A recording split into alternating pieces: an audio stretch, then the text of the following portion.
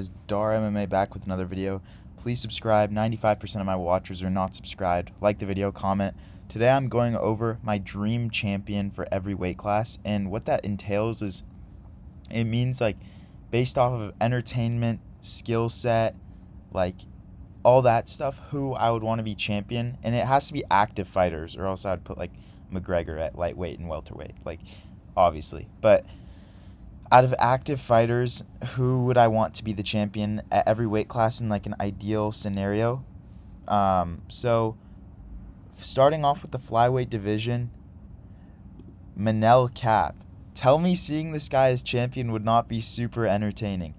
I champion now, brother. You want to fight? Like, this guy would be so entertaining as champion. I want to see him. I want to see him fight up in the rankings in his next fight. Maybe if Kai Kara France loses to Pantoja, they make that fight. Like, that fight could easily headline a fight night or like be a featured fight on a pay-per-view. I would not be mad. We need a press conference for that fight. That beef is hilarious. Manel Cap, really good on the mic. Entertaining fight style. He honestly, I'm probably gonna get called a casual for this, but he fights like a better version of Bobby Green. He like drops his hands, taunts, like it's very entertaining. I really enjoy his fight style. Powerful for a flyweight. Like I want guys who are like talkers, you know. I want guys who are entertaining on the mic and off the mic. So Manel Cap for flyweight. Moving on to the bantamweight division, I was torn between Peter Yan and the guy I selected, but I selected Sean O'Malley. I think having a guy who slick striking, very entertaining style, you can't deny. A lot of people don't like his personality. I think he's funny. He's just kind of awkward in like in public speaking. That can be worked on, but I do think O'Malley's funny. His fight style is very entertaining. He knocks people out, takes their lights out. The Merab fight was kind of boring, but most of Merab's fights are pretty boring. Besides, the Umar fight was really entertaining. Like the thing I hate about UFC fans is like 2 years ago when Merab beat Aldo by holding him against the fence, everyone was like, "Bro, Merab sucks. Like, cut him from the UFC." Blah blah blah. Like all the random Aldo Glazers who spawned in like 2021 when he retired, like hated Merab, and now everyone's like, "Bro, his skits are not funny, bro. They're not funny." O'Malley as champ would be so much better, more entertaining, more super fight potential. O'Malley's a much better champ than Merab. Also, Merab was bitching so much about having to fight Umar in January. He's like trying to delay the fight to Ramadan, trying to fight Peter Yan. Said, "Oh, I'll fight Sean O'Malley in 2 weeks." Like, bro, I hate when fighters, especially champions, say like "Oh, I'll fight you in 2 weeks" bullshit. Like, bro, we know that ain't happening. Respectfully. Next for me, featherweight division. This guy's not too much of a talker, but like seeing him get the belt back would be very wholesome, and I do think it'll happen. Alexander Volkanovski, bro. Seeing this guy win the belt back would be so wholesome, especially against like a up and coming contender in Diego Lopez. Unk proving he can still hang with the young bucks. Like, come on, the storyline just writes itself. It's very very wholesome. Volk's a great guy. This is another case of UFC fans, bro. After Volk beat Holloway, like, yeah, he did beat Holloway in the second fight. He did. After Volk beat Holloway in the second fight, everyone was like, "Bro, Volk's so boring. Volk sucks. Volk doesn't deserve to be champion." And then everyone switched up after the I think it was the Korean Zombie fight and then the Holloway fight. Everyone just completely 180'd on Volk and started liking him because he started a cooking show. Like, bro, like, have a little bit of like loyalty, you know. I'm not the biggest Volk fan. He's grown on me recently, because how can you not like the guy? But people were hating on Volk and now they're loving him. I never hated on Volk.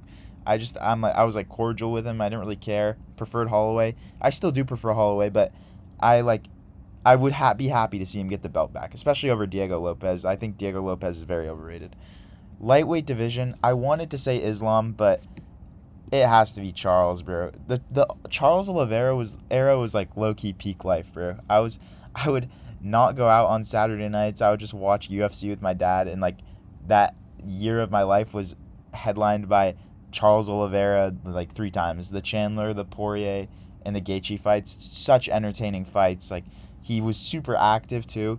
I picked him against Poirier and Gaethje, even though everyone was like, "Oh, he's gonna lose this fight. He's gonna lose this fight." Like, bro, respectfully, anyone with any sort of jiu-jitsu, Gaethje and Poirier are getting tapped out, honestly. Like, if they fight anyone who can slightly wrestle and has good jiu-jitsu, they're going to tap out, let alone one of the best submission artists in UFC history. Moving on to the welterweight division, don't at me. There's no really entertaining welterweights in the top 10. So I chose someone who's outside of the top 10. I chose Carlos Prates, bro. Great fight style, super fun fight style, funny guy. Like chugs, was it what's Dana White's whiskey brand? The banana one. Howlerhead. Chugged Howlerhead after one of his amateur fights. Like he's a fun fighter, very fun fighter. Cool personality. He's not like one of those guys who tries to start beef. He just like is himself, if that makes sense, and it attracts people to him. I like his fight style. Striker, super entertaining. I would not mind at all seeing Carlos Prates become champion. Like, who else in the, like, I don't want to see Leon win the belt back. Usman, it would be wholesome, but I feel like it would be kind of boring. Like, I don't think he's going to be knocking people out at this stage of his career. Bilal, like, I like Bilal, but boring. Shavkat, kind of a boring fight style. He gets finishes, but still kind of boring. Ian Gary, boring fight style. JDM, like, entertaining-ish, but really boring on the mic. There's not really Joaquin Buckley is someone who I was thinking, but I just think Carlos Prates is more fun. I like the tall striker style is very entertaining to me, especially unless they fight like Izzy. I'll say that. But moving on to middleweight, this is gonna be an unpopular opinion because this guy got fraud checked in his last fight.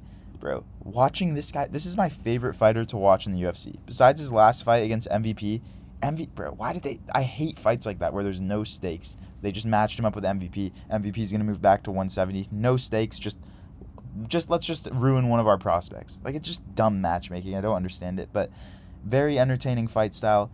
Finished 12 out of his 15 wins, 7 by first round KO. Double spinning back fist. Like, I would love to see this guy start fighting ranked contenders. Like, I don't care if he lost to Page. I think his fight style is so entertaining. I really enjoy it. He's probably the most fluid striker in the UFC. Like, I know it's like optics kind of, but the noise his kicks make when he kicks like his opponent's leg, it makes a loud noise. Sound like such a casual right now, but you know what I'm saying. It's very entertaining. Just throws spinning shit. Like, sometimes I have an appreciation for the same stuff as casuals. I won't lie. Moving on to light heavyweight. We're optimal. There's no one else at light heavyweight who's a better champion than Pereira. Fights often, entertaining fight style. Only thing I don't like is that he was ducking on Kalaev, but he's fighting him tonight. Yes, this video scheduled for the next day, but optimal champion at light heavyweight would be Alex Pereira.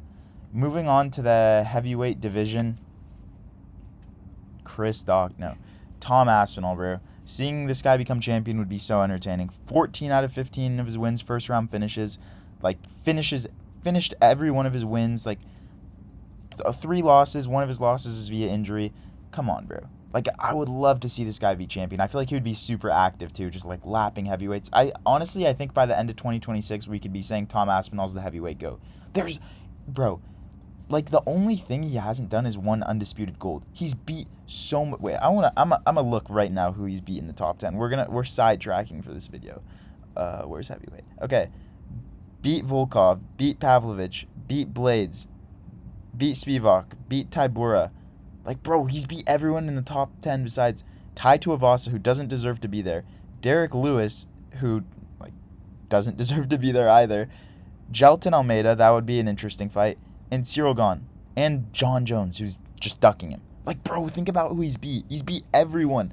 Like, honestly, if Tom Aspinall wins the undisputed belt off of John Jones and defends it one time, he's heavyweight GOAT for me. I'm sorry, he is. But thank you guys for watching. I hope you enjoyed the video. I'll be uploading probably twice a day. Please like and subscribe and comment. Thank you.